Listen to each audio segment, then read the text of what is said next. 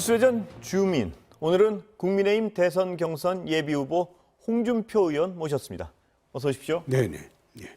예, 후보님. 우선 이번이 대권 재수시죠? 그렇습니다. 예, 4년 전하고 뭐 달라지고 같은 부분은 뭐가 있습니까? 4년 전에는 당이 이제 괴멸이 됐죠. 예. 탄핵으로 인해서. 예, 그리고 당 지지율이 4%밖에 안 되는데 그때는 뭐 제가 되려고 나간 게 아니고 예. 당 재건을 위해서 나갔던 것이고 지금은 좀 다르죠. 예, 지금은 당도 재건이 됐고 또 정권 교체의 열망도 높으니까 예. 지금은 성리 투수 되려고 예. 나가고 예. 지난번에는 패전 처리 투수요. 예, 뭐 그 차이죠. 예. 예. 이번 재수에서는 반드시 합격하겠다 이 말씀이시죠? 성리 투수가 되도록 하겠습니다. 예, 예. 자, 그렇다면 어떤 큰 그림부터 여쭤보겠습니다. 네. 대통령이 되시면 어떤 나라를 만드시고 싶습니까? 금년부터 이제 선진국 시대가 됐습니다. 국제적으로 공인된 그러면 국가 체제가 좀 달라져야 되겠죠. 예. 정치도 달라져야 되고 경제, 사회, 문화, 대북, 국방, 외교, 안보 뭐 모든 측면에서 나라의 격이 선진국 시대에 걸맞게 달라져야 되겠죠. 예. 그래서 선진국 시대에 걸맞게 달라지는 나라를 만들기 위해서 이번에 나왔습니다. 예. 그렇다면 큰 그림은 그런데요. 그 후보님 가장 강조하시는 공약 같은 게 뭐가 있을까요? 몇 가지만 대표적인 거 좀 소개를 해주시면. 그거는 정치 분야에 한번 혁신을 해보겠다. 예. 개헌은 지금은 당장 안 되니까 2024년도 총선을 앞두고 국회나 그리고 정부 그리고 지방행정 조직을 전부 대개혁하는 공약을 내놓고 국민들의 심판을 물어서 우리가 이기면 개헌 절차로 들어가고 그리고 경제 분야가 바뀌어야 됩니다. 예. 경제 분야가 문재인 정부 들어와서 특히 국가 갑질 경제가 너무 심해졌어요. 예.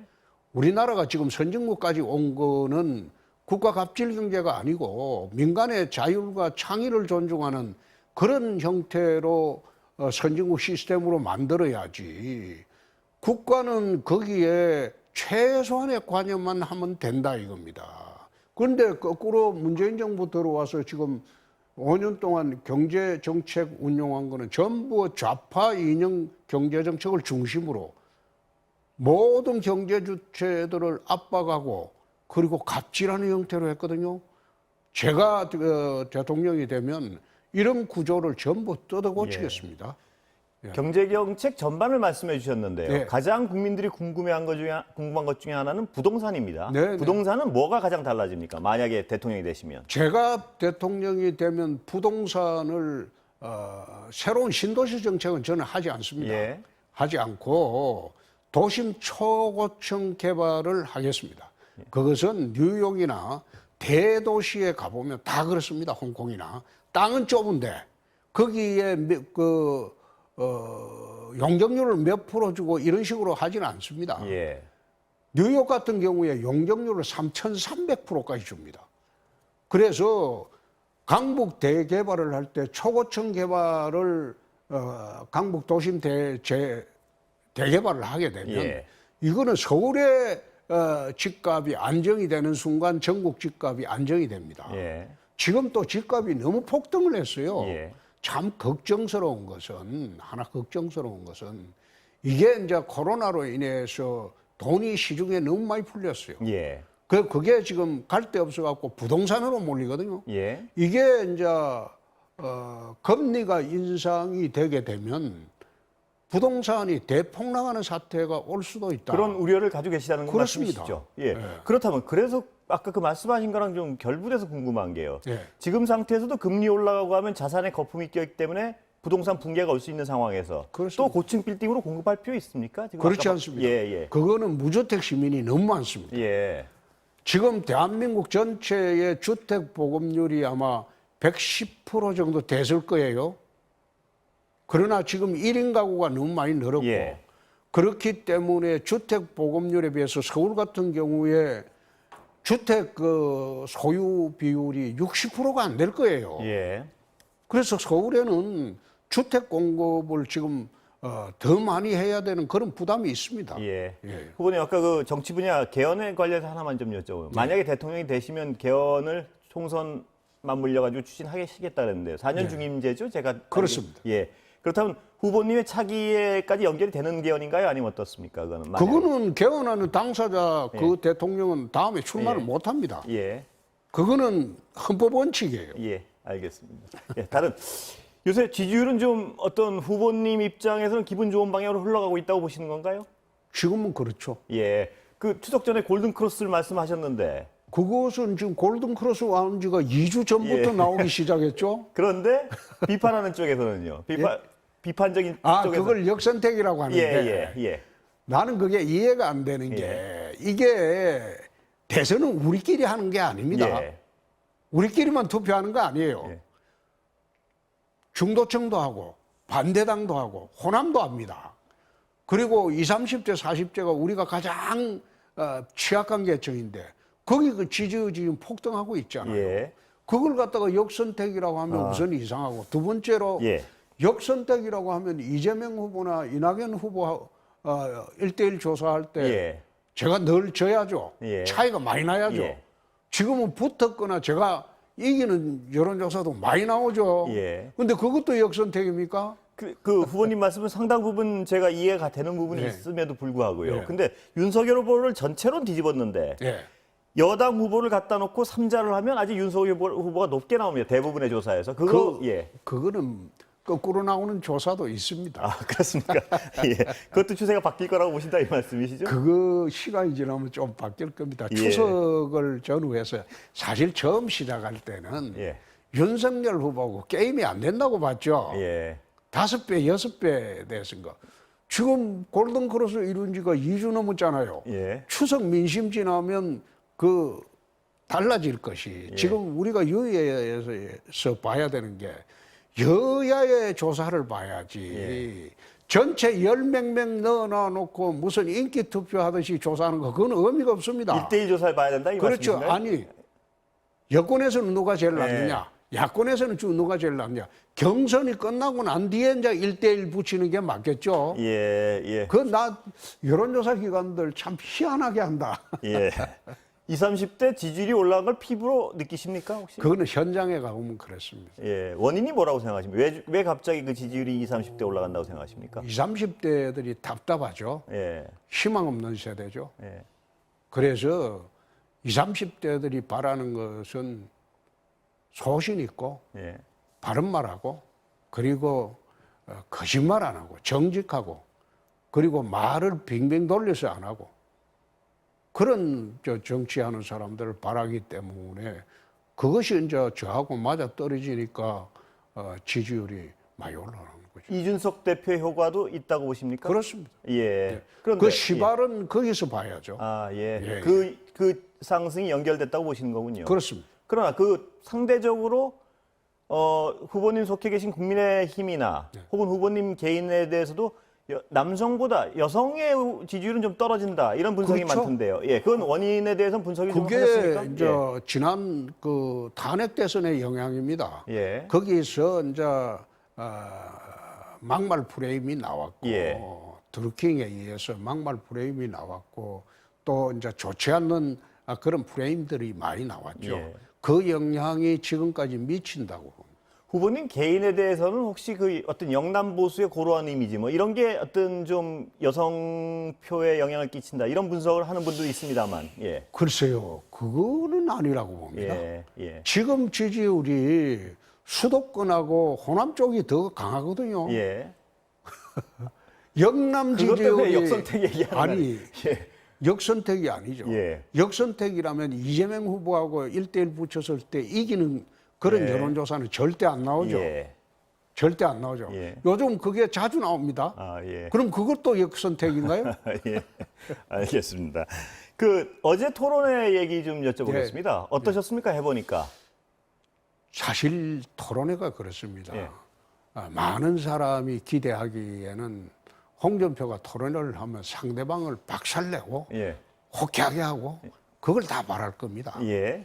근데 지금 대선 후보로 나와서 당내 토론을 하면서 그럴 수가 없어요. 아, 자제하신 건가요? 자제하는 게 아니고 예. 토론 스타일을 바꿔야 됩니다. 아, 예. 그래서 과거에 TV 토론 나와서 상대방을 갖다가 코너 몰아넣고 진이기고 이런 토론하면 우리 지지계층은 굉장히 속 시원해 하거든요. 예. 근데 반면 중도층이나 상대방 지지계층은 너무 심한 거 아니냐. 예.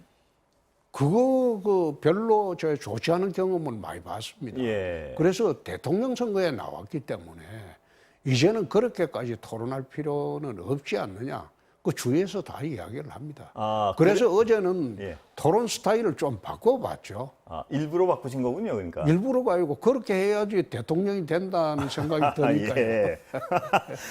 그러니까 그 어떤 특유의 공격성이나 그 어떤 그 기술을 좀 자제하셨다 이렇게 해서 자제하는 게 아니라 안 해야죠. 앞으로도. 아, 그렇게 하실 생각이십니까? 그렇습니다. 예. 윤석열 후보는 토론 어떤 가장 강한 후보니까 제가 찍어서 여쭤보는 건데요. 예. 어떻습니까? 토론을 해보시니까.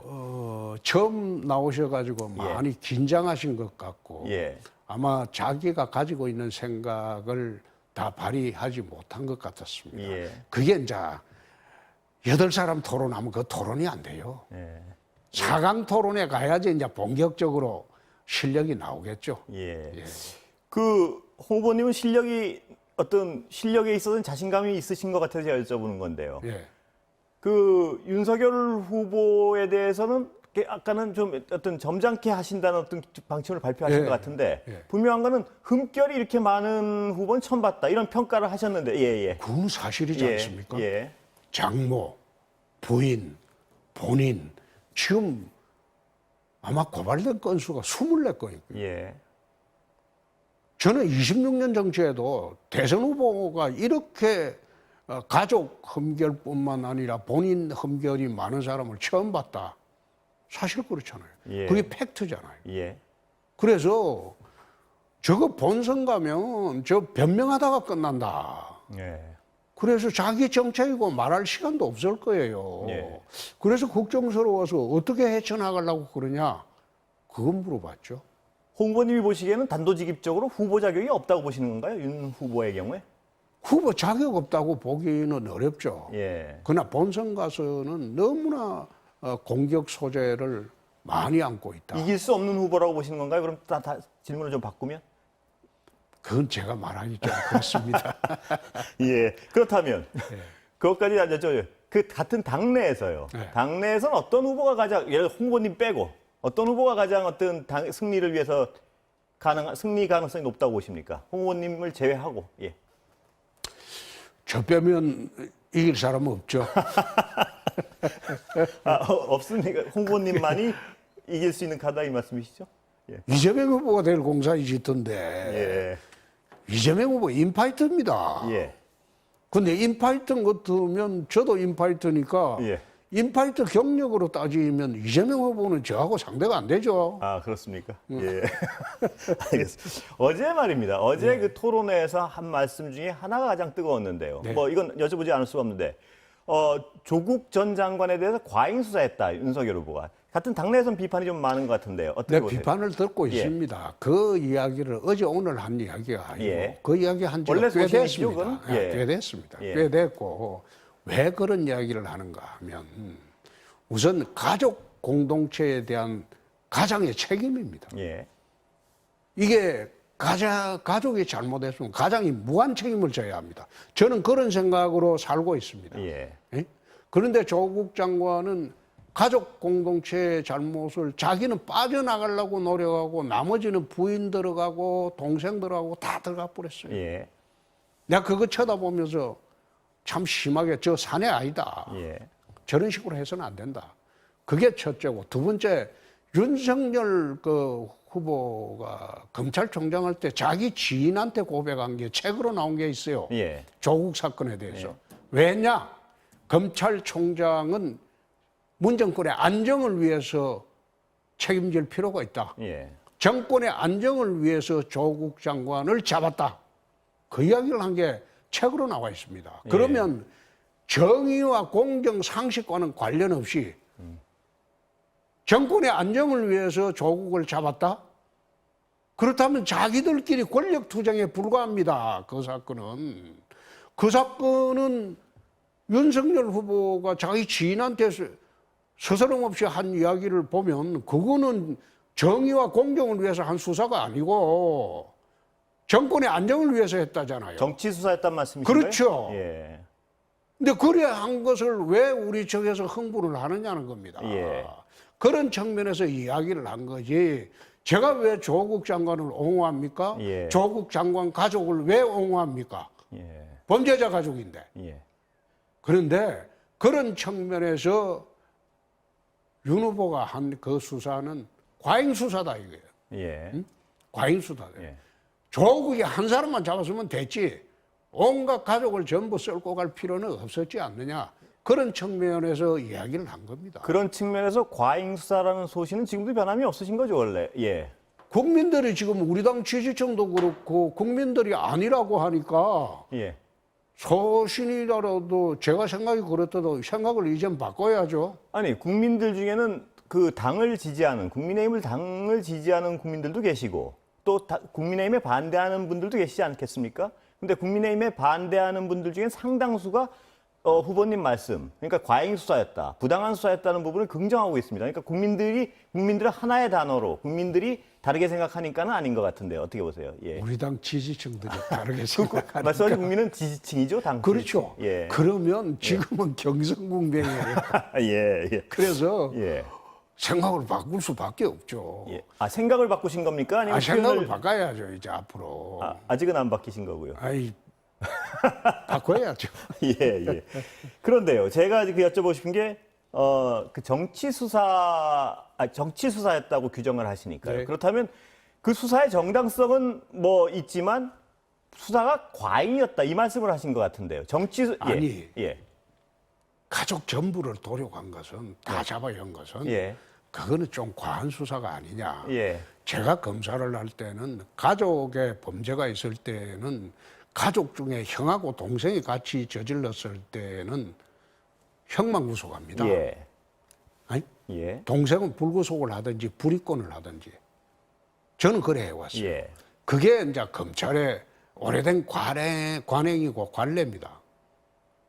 가족 전체에 잘못이 있을 예. 때는 그 가족 전체를 전부 후벼파지는 않습니다. 예. 그게 제가 검사를 할 때 그런 식으로 수사를 해왔고 그게 검찰 수사의 관행입니다. 아버지와 자식의 범죄가 있을 때 같이 공모했을 때 둘 다 구속 안 합니다. 예. 둘 중에 자식이 들어가겠다면 그럼 네가 들어가라. 아버지는 불구속하겠다. 그런 식으로 하죠. 근데 그 사건은 그래 하지 않았거든요. 예. 근데 그 사건은 그래 하지 않은 데 대해서 좀 과잉 수사를 하지 않았나. 예. 그 이야기를 내가 한 겁니다. 근데 후보님 그 규정하신 거에 따르면요. 정치 수사, 그러니까 어떤 정권의 안정을 위한 정치 수사다. 그렇기 때문에 장관을 앉히지 못하게 하겠다는 수사였다. 이렇다면 그래서 맨 처음에 들고 나왔던 게 어떤 권력형 비리라는 어떤 혐의를 들고 나왔다. 권력형 비리는 드러나지 그렇습니다. 않았습니다. 그렇습니다. 예. 그렇다면 수사의 정당성도 없었던 거 아닌가요? 그 기준으로 보면은? 아이고, 그거까지는 이야기 안 하겠습니다.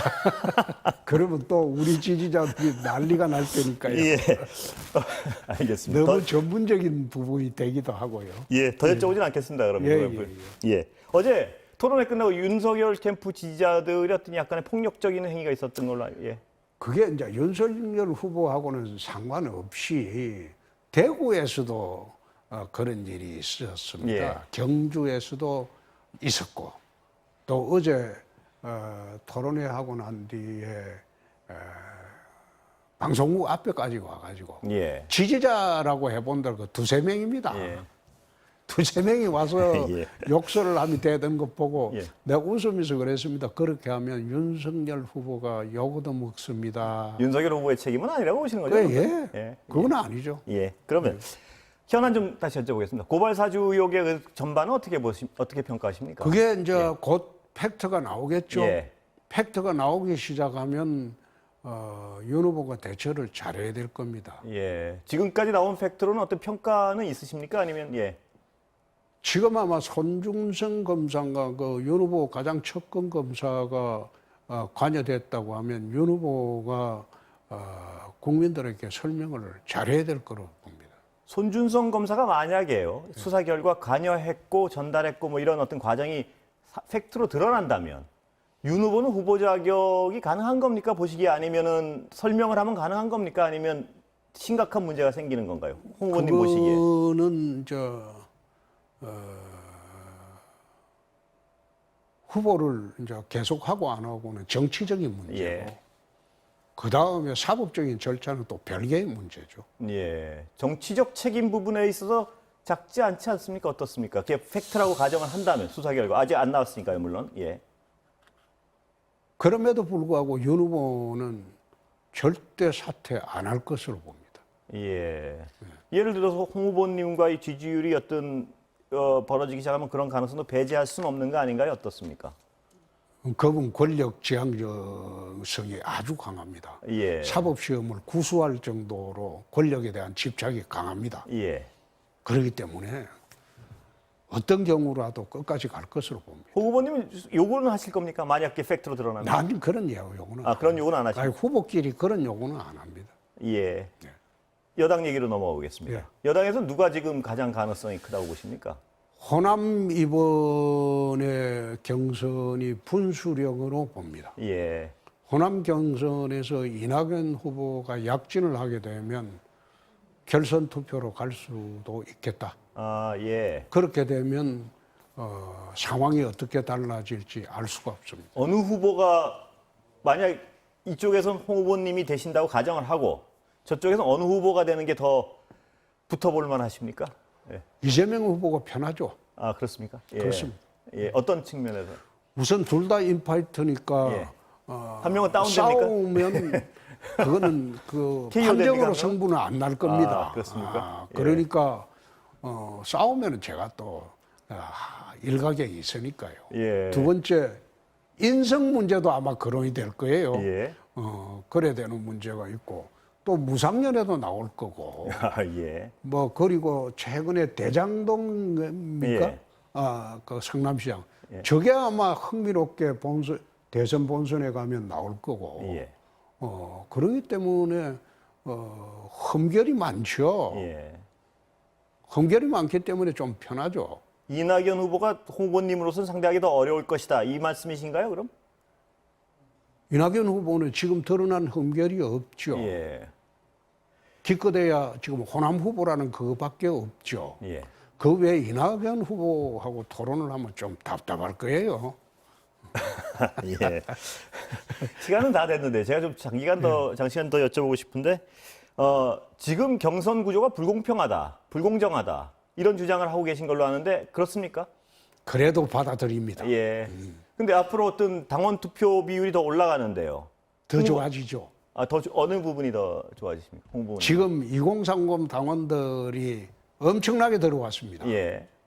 그거는 홍준표 보고 들어온 사람이 대부분입니다. 예. 앞으로는 전당원 투표입니다. 예. 지난번처럼 랜덤해가지고 60, 70대 위주로 여론조사하는 게 아니에요. 예.